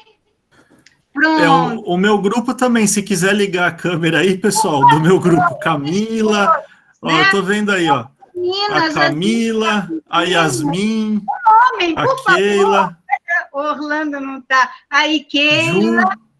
Vamos lá, minha Camila. Aí, olha elas aí. Só mulher, Jaque, só mulheres. Tudo mulher. Sim, pronto. Muito obrigada por tudo e pelo trabalho de vocês. Sem vocês, nós não somos ninguém. Não é mesmo, Alexandre? Nossa, nem me fala. Então, essas meninas são de ouro. É mesmo. Jadri, todos os que ela orienta também. Obrigada pela orientação. A Alane era aniversariante. Alane, você está aí? Fugiu. Ela, que é muito importante por causa do trabalho dela em materno-infantil na UFAL, não é? Então, foi isso que nos aproximou, e eu agradeço demais a todas vocês, tá bem? Mais alguém? Pronto. Então, era isso. Tá? Qualquer coisa, nós estamos à disposição. Lauro, fala para nós aí, Lauro. Boa tarde a todos aí. Boa tarde. Primeiro eu gostaria de parabenizar o trabalho de vocês todos, né? Parabenizar não só a Marília e o Alexandre, mas a equipe toda, principalmente aqueles que fazem o trabalho da bancada e faz acontecer. Acho que isso, sem dúvida nenhuma, é o que move a ciência brasileira, né? Então, parabéns a todos aí, um excelente trabalho, acho que muito, muito bonito. E queria fazer algumas perguntas de curiosidade.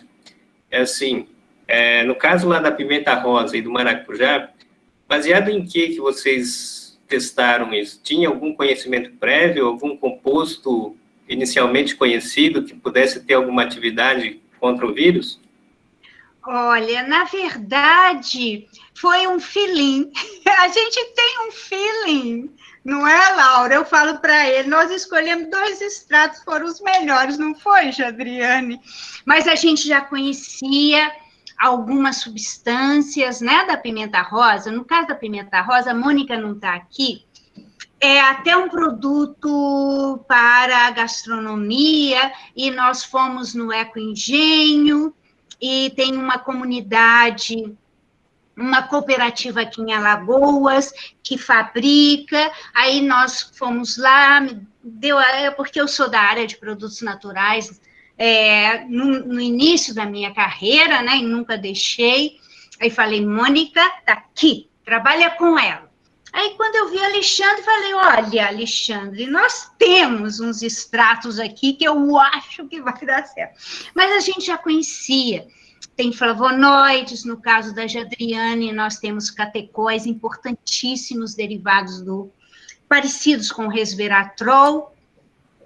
Então, por conhecer essa química e a potencialidade dos flavonoides, como é o caso da própolis, que nós trabalhamos com a Rose, não é, Rose? Nós acabamos de publicar um trabalho nessa linha, então a gente já tem esse feeling químico e foi mesmo, né, uma sorte, não foi, Alexandre?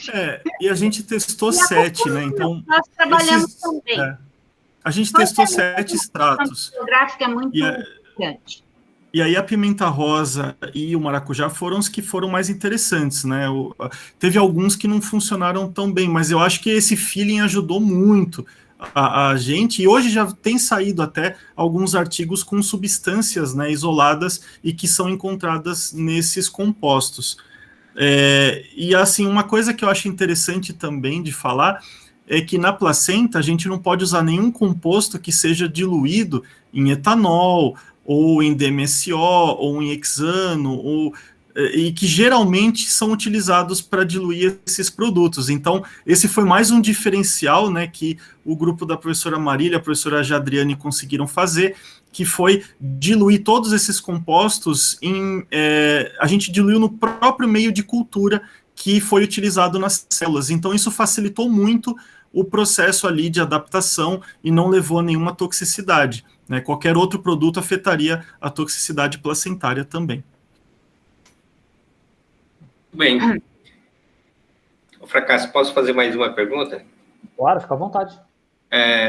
A outra curiosidade, né, que eu queria perguntar aí, acho que mais para o Alexandre, assim, existiu algumas pessoas, né, durante toda essa questão da polêmica da Zika, que existia a possibilidade de que, até você comentou a questão com o Emanuel, que algumas pessoas podem eventualmente ter a placenta que deixe passar o vírus e outras que não.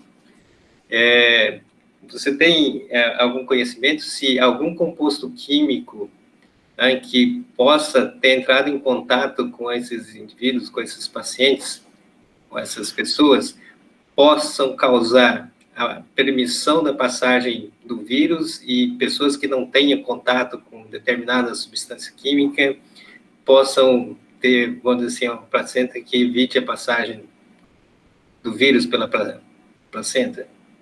Teve uns trabalhos de um grupo, eu não me recordo agora de que estado, eu não lembro se foi do Rio de Janeiro ou do Rio Grande do Norte, mas foi um grupo que mostrou determinadas cianotoxinas da água, principalmente aqui no Nordeste, que teriam contaminado alguns reservatórios e que o contato dessas cianotoxinas potencializou a passagem do vírus. Tiveram alguns estudos nesse sentido. No entanto, aquela questão, como, pelo menos nos trabalhos, tanto usando animais de laboratório, como usando as células, que nem a gente fez, a gente não coloca nenhum tipo de composto químico ali a mais, e o vírus é capaz de entrar mesmo assim.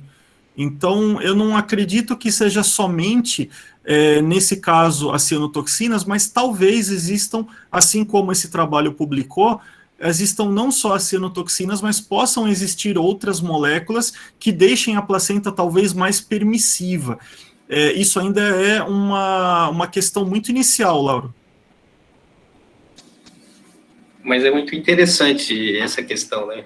Realmente aquilo que você disse, né? A placenta realmente é uma questão aí que realmente deixa todas as pessoas encantadas, né? Realmente o conhecimento já que existe, ainda tem muita coisa para ser descoberta, mas já pelo conhecimento que se tem, né, já é uma coisa fantástica. Mas era mais questão de curiosidade mesmo.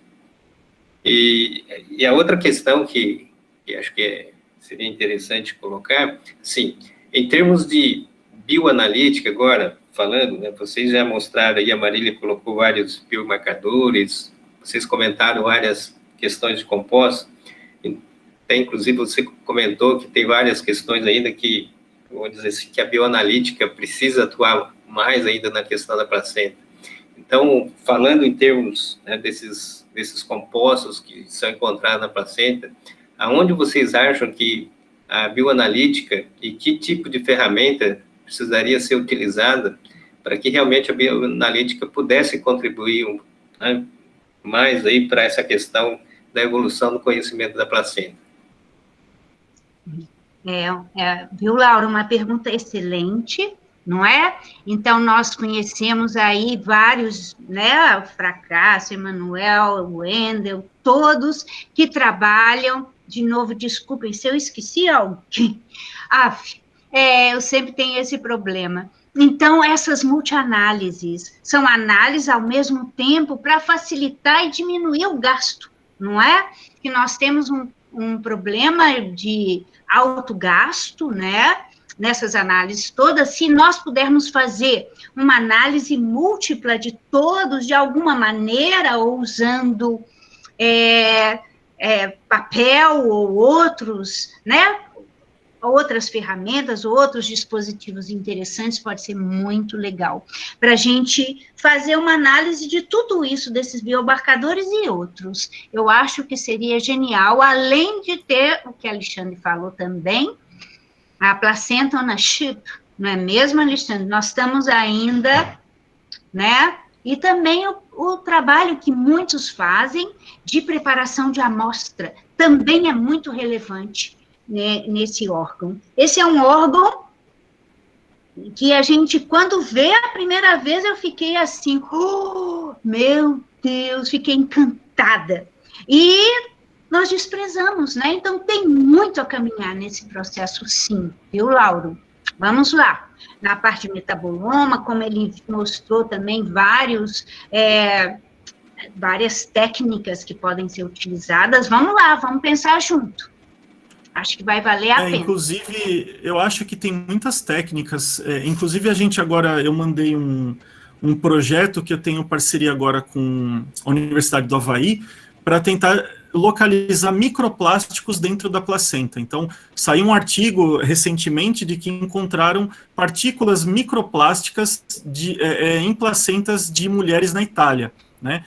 Então, a gente já mandou esse projeto para financiamento para fazer um grande estudo epidemiológico e saber quantas mulheres, tanto no Havaí, né, Oceano Pacífico, quanto aqui, Oceano Atlântico, a gente tem de contaminação de plásticos. E aí descobrir qual tipo de plástico, composição, se tem corante, o que esse plástico estava carregando. Então, uma quantidade de analitos que a gente vai precisar ter ali, quantidade de análises e de resultados que a gente pode ter nesse simples projeto é imensa. E isso é apenas um tipo de contaminante, né? Fora outros contaminantes que a gente não tem ferramentas, às vezes, para conseguir analisar isso de uma forma barata, de uma forma a gerar até um big data, né? O que a gente quer hoje é sempre um big data. Então, acho que isso vocês podem ajudar bastante a gente, pelo menos eu falo isso pela área da biologia celular, né?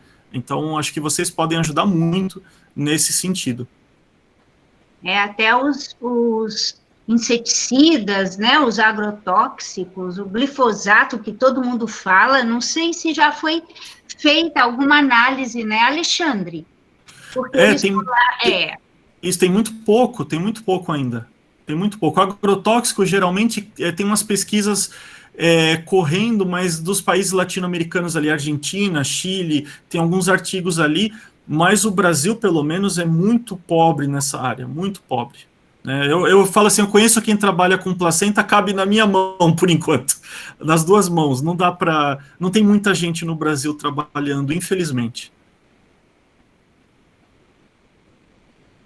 Eu gostaria de falar também da Jamile, tá aí, Jamile? Também faz a parte de citotoxicidade também, no laboratório ao lado do nosso, que também é muito importante nesse processo, tá bem? Se eu esqueci alguém, por favor, se apresentem para lá. A Jamile está trabalhando com tumores agora. Ela está trabalhando com a parte de tumores. Porque aqui a minha cabecinha é muito esquecida. Então, por favor, me relembre se tem alguém que eu não citei, por favor. Tá ótimo. Lauro, temos um caminho, por isso que eu quis apresentar isso. Até o Alexandre falou para mim, Marília, qual é o sentido, assim, em termos de bioanálise? Falei, eu quero mostrar para eles que é uma super matriz para ser estudada em termos de bioanalítica. E acho que foi muito bom, excelente, né, porque deu uma visão muito ampla para as pessoas que trabalham com essa questão da bioanalítica, e realmente a placenta mostra aí um potencial enorme para que as pessoas possam investir e poder realmente trazer contribuições para tentar desvendar ainda muitas coisas que a gente desconhece dentro da questão aí da placenta, né? Acho que é fantástico, porque isso vai poder nos ajudar a entender muitas coisas. E acho que esse é o ponto importante que a bioanalítica possa contribuir um pouco aí. Então, parabéns aí, fantástico o trabalho, né? Parabéns realmente pela apresentação e também por todo o trabalho feito. Então, gostaria de agradecer aí a possibilidade, né, de você estar permitindo que o pessoal aqui da bioanalítica possa realmente ver e realmente entender um pouquinho aí das possibilidades, né, que a gente possa estar contribuindo aí. Então, muito obrigado. Obrigada, Laura, obrigada a todos vocês, foi uma oportunidade muito grande, eu mesmo aprendi muito aqui, não é? Viu, Pracasso? Obrigada pela organização dos seminários, obrigada ao INCT, é fantástico na nossa vida, tá bom? E vamos ver se vamos lá, todos juntos, porque nós precisamos fazer esses alunos continuarem na pesquisa, senão vamos morrer por falta, né, de discentes, porque nós não conseguimos. É uma maldade, é uma crueldade que estão fazendo conosco, uma crueldade, pior não tem, não é? Então, vamos ver se com poder político, se a gente consegue, de alguma maneira, né, mudar o que está previsto acontecer aí. Exato. Eu tô muito triste, e eu posso dizer isso, quando eu vim para cá, para Alagoas, eu ouvia bastante até de algumas pessoas que eu não podia tratar os alunos daqui como se fossem da USP, né, porque eu vim lá da USP, não podia tratar igual. Só que eu sempre tratei igual, eu sempre achei que eles teriam as mesmas oportunidades que eu tive se eu desse, né? Então, eu sempre pensei que eles poderiam ter as mesmas oportunidades que eu se eu conseguisse abrir as portas. E eles tiveram até certo ponto. Infelizmente, hoje, sem bolsa de doutorado, por exemplo, eu vou perder já 2 alunas, só não perdi outras 2, porque eu estou fazendo um malabarismo aqui com a professora Marília, né? Mas, senão, é terrível, não tem... infelizmente, você não pode... Você acaba perdendo ali cérebros que seriam excelentes, que estariam aqui onde a gente está hoje, né? Então, acho que o futuro do Brasil, nesse ponto, está sendo muito triste, está limando a gente de gente muito boa. Muito bem, pessoal. Eu acho que é muito importante essa questão, né, da situação nossa atual, porque nos estão podando os jovens talentos, podando o futuro do país, e além disso, está, né, fazendo com que vários talentos, várias pessoas que pudessem ficar aqui no país e contribuir e fazer do país uma potência, estão indo embora. E muitos que estão aqui, que acabam não conseguindo por estarem sendo podados, que é realmente o que a Marília diz, uma crueldade, realmente, né, é uma crueldade sem tamanho que está acontecendo.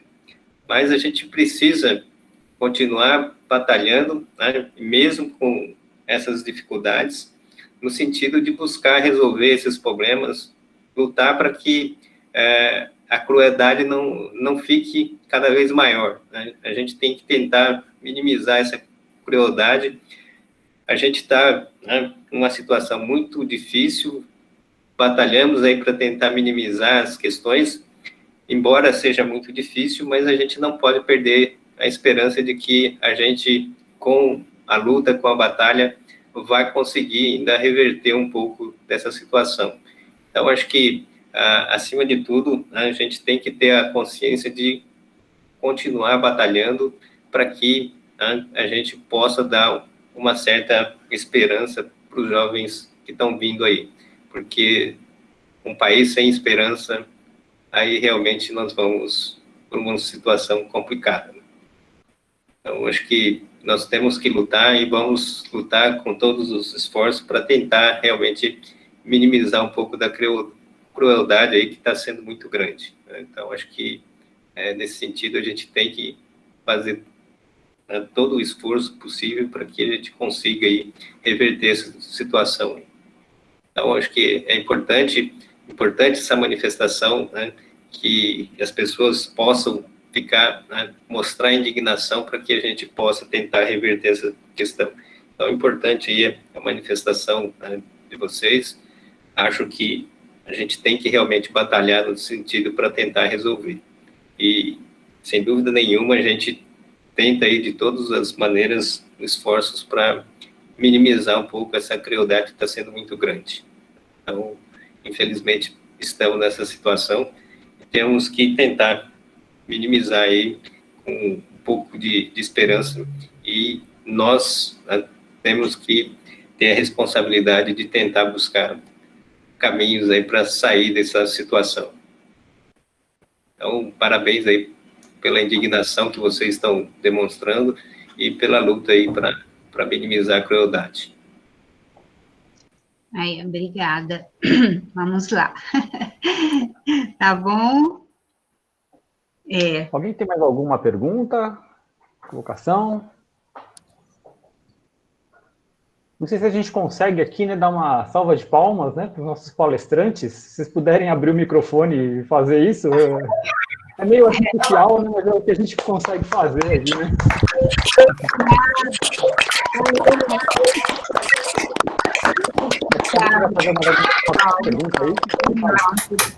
Parabéns.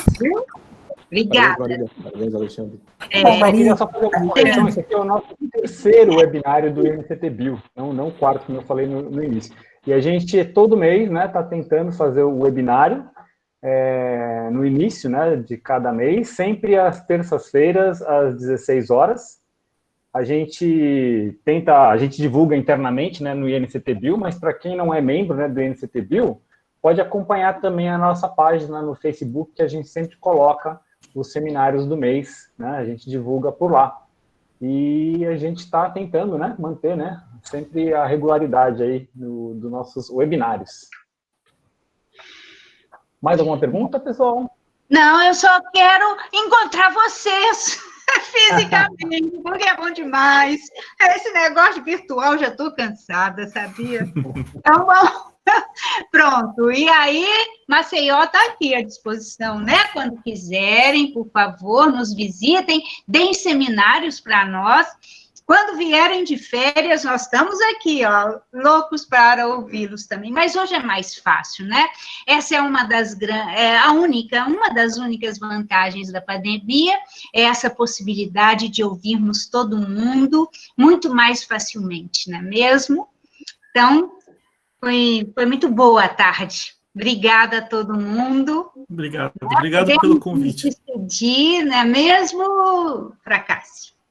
Marília, Alexandre, a gente que agradece a disponibilidade de vocês, foi excelente, excepcional mesmo. Também.